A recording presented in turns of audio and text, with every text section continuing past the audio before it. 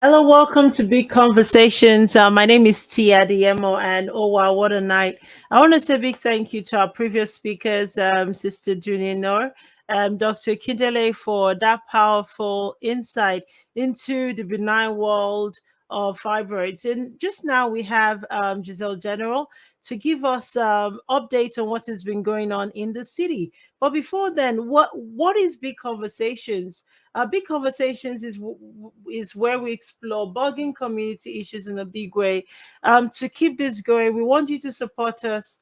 And maybe even to sponsor the work we do, and to know or learn more about what we do, please visit ladiescorner.ca/support to support something about what we do. And I got my sister here, Giselle General.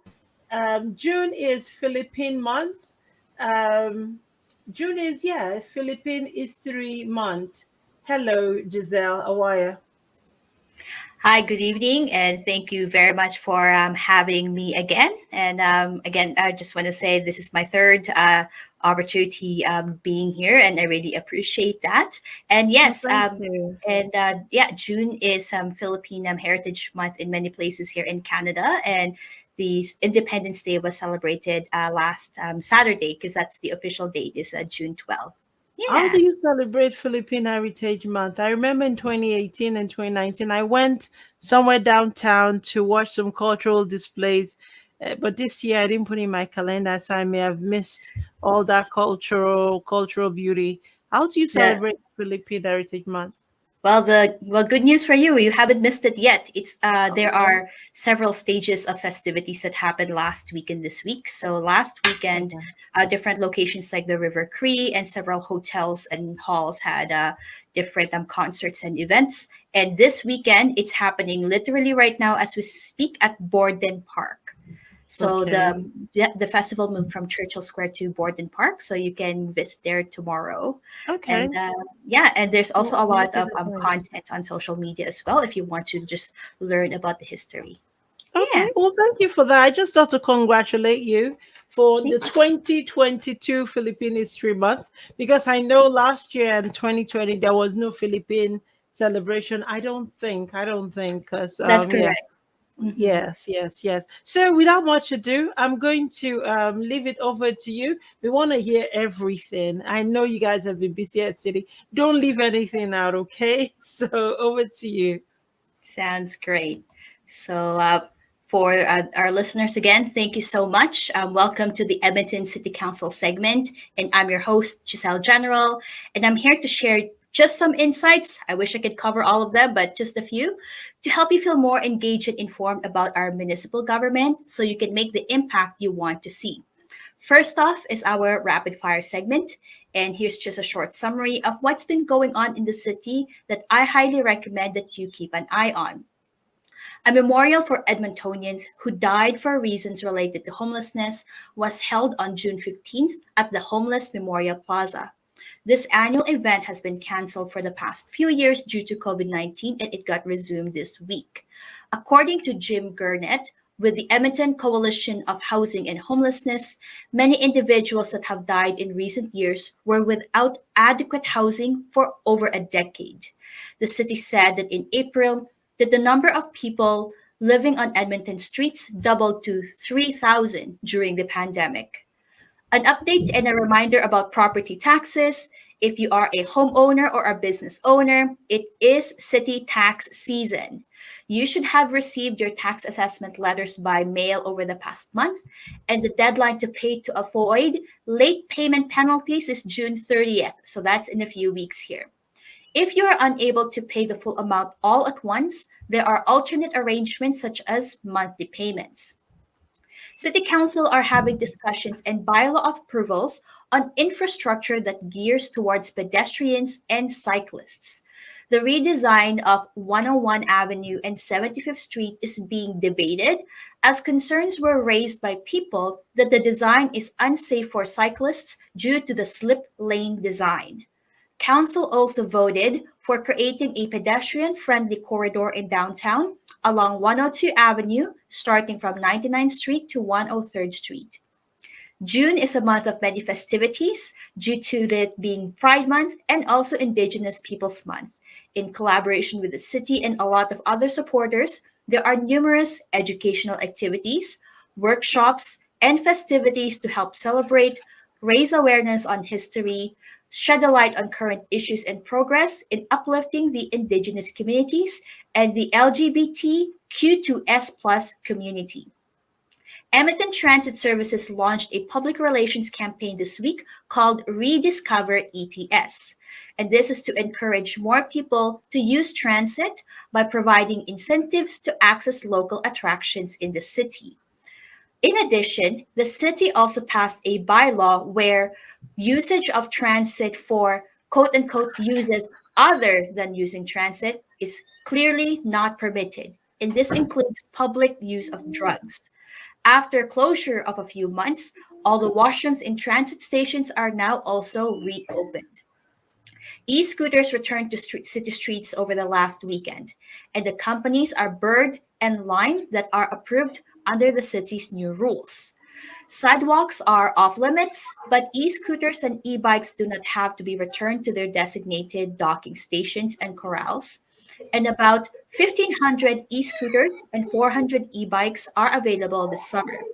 The city encourages riders to park in a way that does not block pathways, streets, or access to a home, business, city facility, or other destination. Next, you know it, I want to talk about how you can share your insight. And many of us living in the city would like to give feedback to our policymakers, which is City Council, so they would consider our perspective when making decisions. And there are many, many ways that you can share your insight and make your voice heard. So tonight, I want to talk about an online survey platform called the Insight Community, which I'm a part of.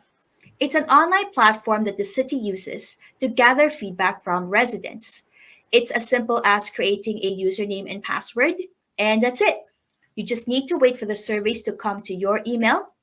And once you click the survey link, it will be connected to your account and you can submit your answers. I have attended a few city council and city committee meetings, and I've seen firsthand how city administration have used the feedback they have gathered from their surveys as part of their presentation data. Surveys are usually sent once a month and they cover a broad range of topics. There is sometimes an option to sign up for an optional survey for a more specific topic. It's a way to invite those who are already engaged for further collection of feedback. Most of these surveys take about 10 to 20 minutes to fill, usually a combination of multiple choice, ranking options, long form feedback, and more. And for those with deep knowledge about gathering survey information, some have argued that at times the question from the inside community might be a bit biased. In my opinion, just as a regular everyday person, it's still worthwhile to fill these out.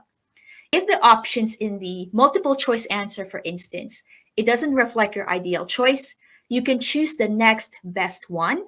And because it's usually available at the end, when there's an open ended text section, you can write your additional thoughts.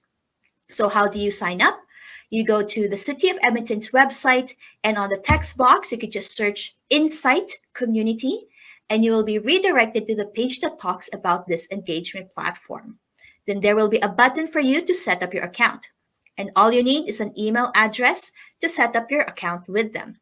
I really hope that this is something that more people would consider signing up for. It's very easy and a direct way to get your feedback consolidated into the actual decision making data that the city staff uses.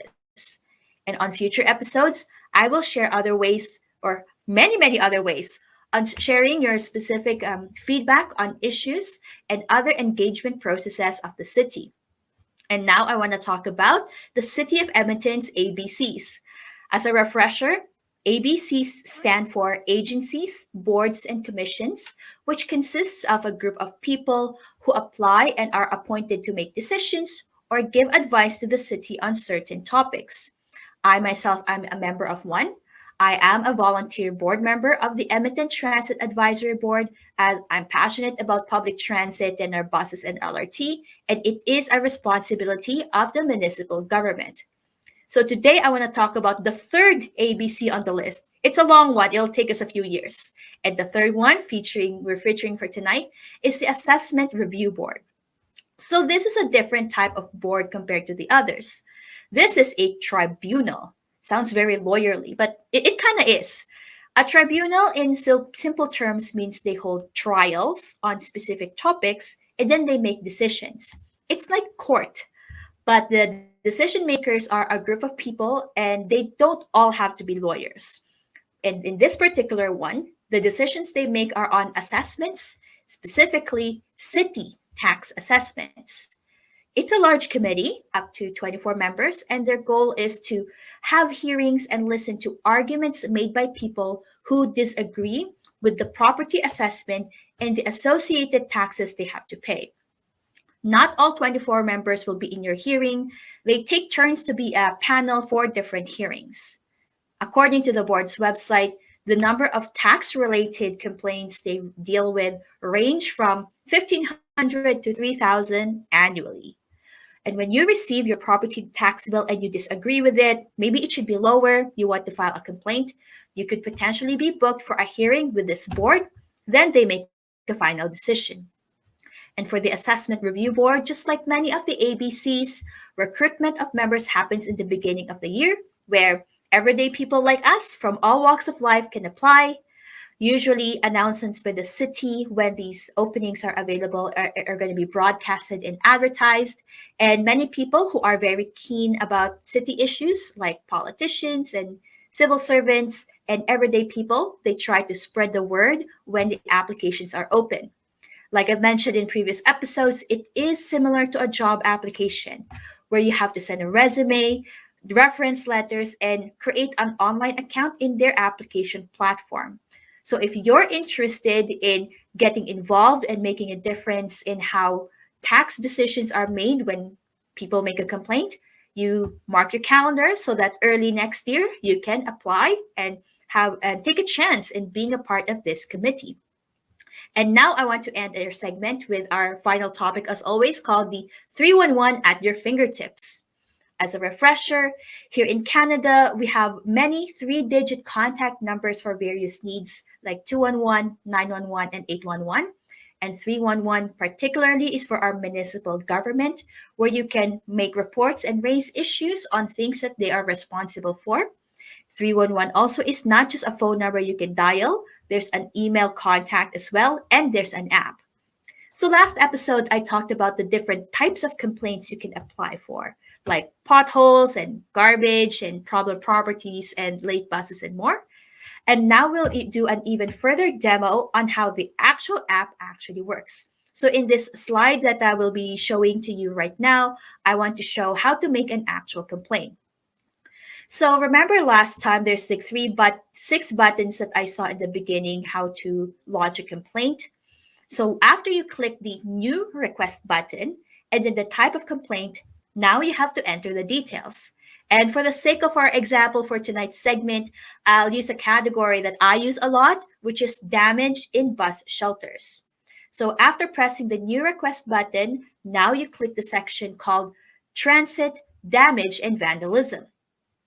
And let's say you're standing in front of that bus stop and you are at the place where that damage or issue is. Next thing you want to do is to take a photo. The cool thing is that the app automatically tracks where you are located. So if you are by a bus stop, that is handy, or even by a park or some other location, there's no need to think about the street address or intersection. And then you type in the section over there a short description. I usually do a quick phrase. I say something like broken glass in transit shelter or bus stop vandalized by spray paint. It doesn't have to be too technically correct. The photo will also provide more detail, and once the location is clearly indicated, it will be easy for city staff to go and see for themselves what's going on. In the other details, though, the more specific you can make them, the better, and that's what those fields are for. Bus stops usually have a bus stop number, so you can type that in. If you're in a transit center, you can choose that in the drop down, and that would be very helpful as well. If anything is not applicable, you can type 0 or n/a, meaning not applicable. Another important section is that if you think if it is an accessibility or disability issue, if you think about it, will this damage or issue make it difficult for a disabled person to use the area or service? Let's say a wheelchair user or someone who is blind. Checking this off can prompt the city to fix it sooner. In winter, when I file complaints related to snow and ice, which I do a lot, I check off this section every time because icy conditions are most definitely an accessibility issue. It can cause slip and falls and difficulty to get around for people who use wheelchairs, walkers, and mobility aids. And now that you have all of these details and you're done, you can then click submit. So if you're wondering how quickly does the city respond to these complaints and how effectively do they do it, the answer honestly is it depends. And I'll talk about that in more detail in the next episode. And that wraps up our segment on Edmonton City Council updates. I'm your host, Giselle General, your everyday engaged Edmontonian, and I'll see you on the next episode. Thank you so much again for LCC for having me. Okay, thank you so much, Giselle. As always, that was very insightful, and there was just a lot of nuggets, information, and I didn't know, to be honest, I didn't know any of this before. So very well done on putting it together. I wanted to ask you something. You made mention that you are the chair of the Edmonton Transit Service Advisory Board. What do you do there? Yeah, I'd love to talk about that more. And I'll feature that eventually in a future segment as well. I think it's like six on the list. Okay. But yes, the Edmonton Transit Advisory Board, we are a group of volunteers who meet once a month and we kind of do a reciprocal thing. So we listen to reports from city administration and even academics sometimes that talk about transit. And then we have meetings to come up with reports and responding to the city on transit related matters from the perspective of the average transit user. So there is an understanding that our reports won't be like a 50-page report with a lot of charts and graphs because we're volunteers, but we will share perspectives on safety and security, for instance, or what the one of the subcommittees I organized a few years ago is marketing and communication strategies during for the bus network redesign so that people are very informed and are not as surprised that their bus routes have changed. So it's very focused and very focused on transit and to what we feel is very relevant based on what's happening. We were very busy during COVID in the beginning months because we shared our opinions on safety and masking and sanitizing. And yes, I've been part of the board for 4 years and I was appointed as chair just last month. So now I have an important commitment and responsibility to ensure that my fellow volunteers feel engaged and that they're able to contribute to our reports and feedback to city council and to make sure that to train them that to how to do our reports so that if there's a topic they're passionate about, they can ask for our help and we can raise our voice on these issues. Okay. Oh wow. Okay. So there's one other thing you mentioned I was just gonna ask you about. So Mhm.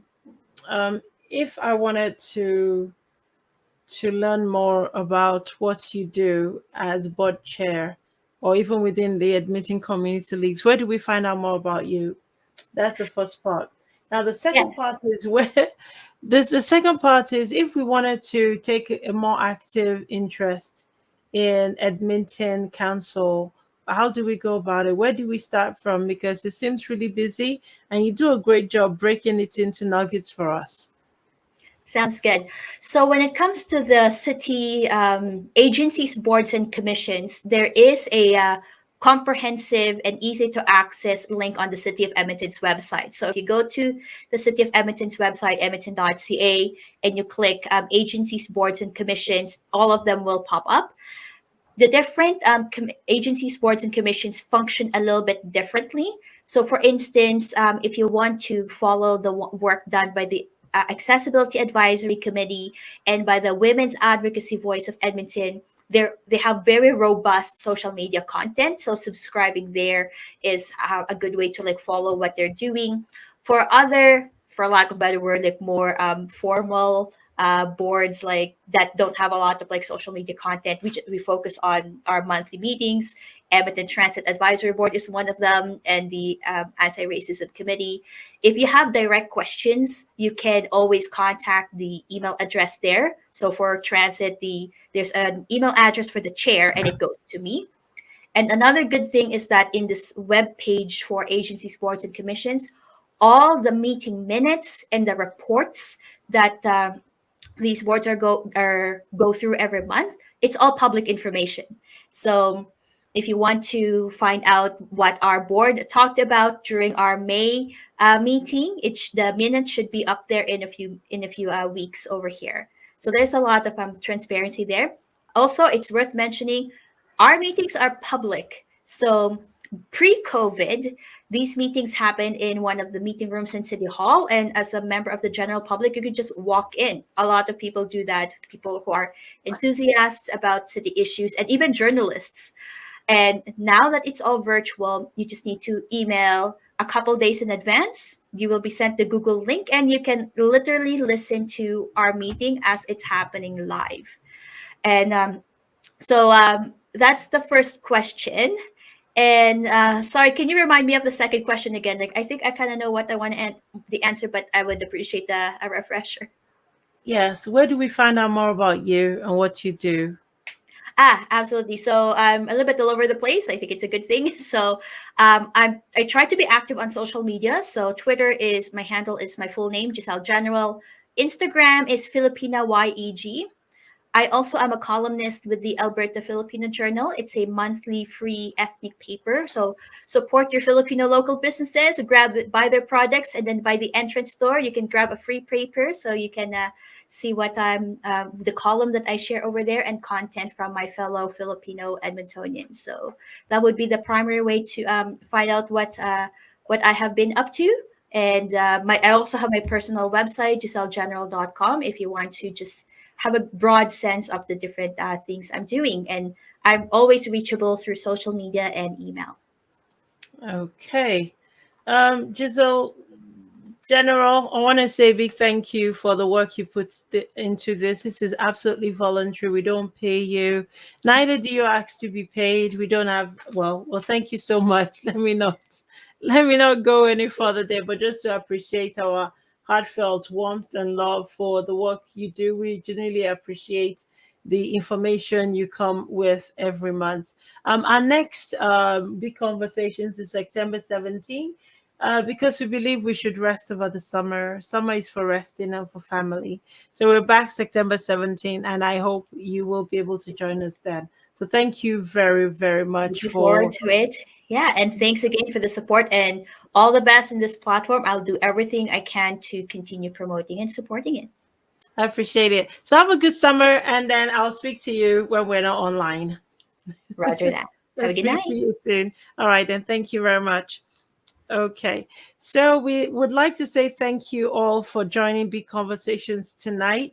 We are missing the political segment, and I've got an announcement which you may have already heard. Nathan Ip, the public school trustee, has been nominated the NDP candidate in Edmonton Southwest. He joins us right here tomorrow on Big Conversations with the ins and outs of what's next for him. And we're so very excited that he's won that nomination. We are back, as you may have heard, September 17th, and we have a brilliant lineup already for when we come back in the fall. We would like to say thank you for your time tonight. We want to ask you to support us. If you think anything that we do is valuable, we want you to hit our website, ladiescorner.ca/support, and all the various ways you can lend a hand to all the things we do. You can find there. So thank you so very much for joining us tonight.